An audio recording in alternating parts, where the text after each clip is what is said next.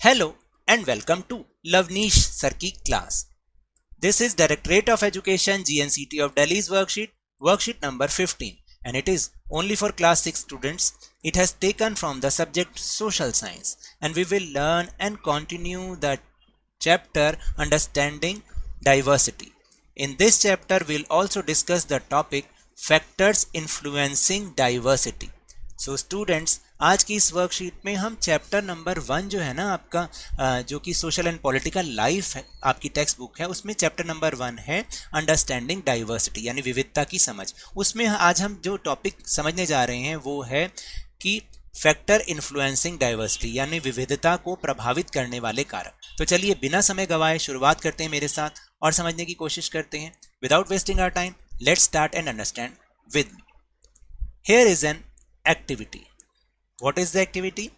Why do the people settle at new places? यानी लोग नई जगहों पर जाकर क्यों बसते हैं, आखिर ऐसे क्या रीजन है? What are the reason behind it?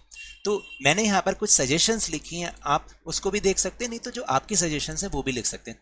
To do jobs यानी नौकरी करने के लिए, फॉर स्टडी पढ़ने के लिए, आफ्टर मैरिज कई बार शादी होने के कारण दूसरी जगह तो भी लोग नई जगह पर जाके बस जाते हैं। ऐसा होता है या नहीं होता? तो आपके कुछ रीजंस होते हैं, हो सकते हैं, वो भी आप यहां पर लिख सकते हैं। List at least 3 different ways in which people in India do the following. One of the possible answers has been provided for you already. देखिए अब नीचे बहुत बढ़िया एक्टिविटी दे रखी है जिसको करने में आपको बहुत ही मजा आएगा। क्या है वो एक्टिविटी? वहां पर कुछ डिफरेंट वेज लिखे हैं, कुछ डिफरेंट वर्क लिखे हैं जो कि इंडियन पीपल उनको अलग अलग टाइप से करते हैं। तो यहाँ पर हर एक का एग्जाम्पल आपको दे रखा है, बाकी 2 आपको वो अलग तरीके लिखने हैं जो कि वो इंडियन पीपल जैसे वो काम करते हैं। बहुत मज़ा आने वाला है। Let's see what are the works of Indian people. First work is different ways in which people pray, यानी अलग अलग तरीकों से प्रार्थना करना। तो एक आपको एग्जाम्पल दे रखा है थ्रू सिंगिंग अ हाइम। हाइम का मतलब होता है भक्ति गीत गाना। फिर दूसरा तरीका क्या हो सकता है? थ्रू रीडिंग कुरान और परफॉर्मिंग नमाज, यानी कुरान को पढ़ना और नमाज अदा करना। ये भी एक तरीका है लोगों का इबादत करने का या प्रार्थना करने का। या through going to temples and perform rituals, यानी मंदिरों में जाकर पूजा करना, अनुष्ठान करना, हवन करना, ये भी एक तरीका है प्रार्थना करने का। तो 2 तरीके ये हो गए। बाकी अगर आपको आते हैं तो आप वो भी लिख सकते हैं, जैसे कोई सिख पीपल होंगे तो वो गुरुद्वारा में जाते हैं और जो क्रिश्चियन होंगे वो चर्च में जाते हैं, तो आप उसका भी एग्जाम्पल लिख सकते हैं।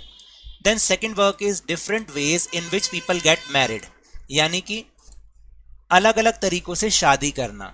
तो एक एग्जाम्पल आपको दे रखा है through signing a resistor in the court, यानी कोर्ट में दस्तखत करके शादी करना। फिर और तरीका क्या हो सकता है? Through Hindu rituals in temple, यानी मंदिरों में हिंदू रीति रिवाजों से शादी करना, ये भी एक तरीका है।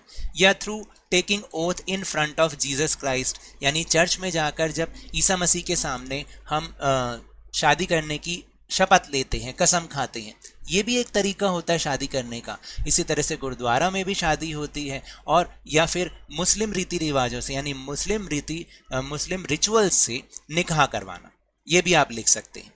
Then different ways in which people dress, यानी अलग अलग लोग अलग अलग ड्रेस पहनते हैं, किन किन तरीकों से ड्रेस पहनते हैं। जैसे यहाँ पर लिखा है इन मणिपुर विमेन वियर अ फेनेक, जो विमेन मणिपुर में पहनती हैं उसको हम फेनेक कहते हैं। तो मैंने यहाँ पर 2 एग्जाम्पल और लिखे हैं, जैसे इन बंगाली वुमेन, इन बंगाल आना चाहिए यहाँ पर, इन बंगाल विमेन वियर ढकाई साड़ीज। देखिए जो बंगाल है ना, हमारा बंगाल एक स्टेट है, वहाँ पर जो लेडीज हैं, औरतें हैं, वो ढकाई साड़ीज पहनती हैं, ढकाईस, ठीक है। And in Punjab women wear salwar suits, Punjab में क्या करती हैं जो विमेन होती हैं वो सलवार सूट पहनती हैं। तो है ना, अलग अलग लोग अलग अलग जगहों पर अलग अलग ड्रेस पहनते हैं। फिर इसके बाद है different ways in which people greet each other, यानी जब लोग एक दूसरे को मिलते हैं और ग्रीट करते हैं, अभिवादन करते हैं, तो उसके भी अलग अलग तरीके हैं। जैसे यहाँ पर लिखा है इन झारखंड मैनी आदिवासी सेज जोहार टू ग्रीट ईच अदर, यानी झारखंड में जब बहुत सारे आदिवासी एक दूसरे को मिलते हैं तो जोहार कहते हैं। तो इसी तरह से 2 अलग अलग तरीके और क्या हैं, जैसे कि इन पंजाब पीपल से सत श्री अकाल, क्या कहते हैं, Sat Shri Akal. And in Uttar Pradesh by greeting and saying namaste. देखिए उत्तर प्रदेश में और ज़्यादातर नॉर्दर्न इंडिया में लोग एक दूसरे को ग्रीट कैसे करते हैं, नमस्ते कह के करते हैं। फिर इसके बाद है different ways in which people cook rice, यानी देखिए यहाँ पर भी डाइवर्सिटी है कि लोग राइस अलग अलग तरीके से, चावल अलग अलग तरीके से पकाते हैं। जैसे यहाँ पर एक दे रखा है by making biryani with meat और वेजिटेबल्स, यानी मीट से या फिर सब्जियों वाली बिरयानी बनाना, एक तो तरीका ये। बाकी दो तरीके मैंने सजेशन लिखा है, आप भी अपने तरीका लिख सकते हैं। जैसे बाय मेकिंग वेजिटेबल पुलाव, यानी सब्जियों का पुलाव बनाना या मटर गोभी पुलाव बनाना, या फिर by making boiled rice with dal, यानी दाल के साथ उबले चावल बनाना, ये भी एक अलग तरीका है चावलों को पकाने का। तो हर चीज में डाइवर्सिटी है, हर चीज में diversity. People went to settle new places in search of job, trade and safety. तो देखिए अब बताया गया है कि जो लोग हैं वो नई जगह पर क्यों जाते हैं, या तो नौकरी ढूंढने के लिए जाते हैं, व्यापार करने के लिए जाते हैं, या सुरक्षा कारणों से भी जाते हैं। ऊपर जो हमने लिखा वो भी सजेशन बिल्कुल सही है। In new places people began to change a little because of geographical factors। देखिए नई जगह पर जाकर लोगों में थोड़ा बहुत बदलाव आता है। क्यों? क्योंकि वहाँ के भौगोलिक कारक ऐसे होते हैं जिसके कारण उन्हें अपने में बदलाव लाना पड़ता है। भाई वहाँ की जलवायु ऐसी होगी, वहाँ खाना कैसा मिलता है, उन सब चीज़ों के कारण। At the other times people manage to do things in old ways। लेकिन कई बार क्या होता है कि कुछ लोग अपने पुराने तरीके से ही चलते रहते हैं। So their languages, food, music, religions became a mix of the old and the new, and out of this intermixing of cultures came something new and different. और क्या होता है कि जहाँ लोग पुराने ढर्रे से चलते हैं तो थोड़ा बहुत जो उनमें नया बदलाव आता है ना, उन दोनों का मिक्सचर हो जाता है, जिससे उनका कल्चर, उनका फूड, उनका म्यूजिक, उनका धर्म, उसमें थोड़ा बहुत मिक्स ज़रूर हो जाता है और फिर इससे एक नई चीज़ निकल कर आती है। The history of many places shows us how many different cultural influences have helped to save life and culture there. यानी मैं आपको बताऊं बहुत सारे क्षेत्र ऐसे भी हैं जहां पर जो वहाँ का जो कल्चरल इन्फ्लुएंस है उस पर जो है उससे क्या होता है कि वहाँ का कल्चर और सेफ होता है। यानी कहने का मतलब है डिफरेंट कल्चर, जो वहाँ पर प्रभाव होता है ना अलग अलग जगहों पर कल्चर का, तो वो उस कल्चर को बनाए भी रखता है, वहाँ के कल्चर को। ऐसा इतिहास बताता है हमें।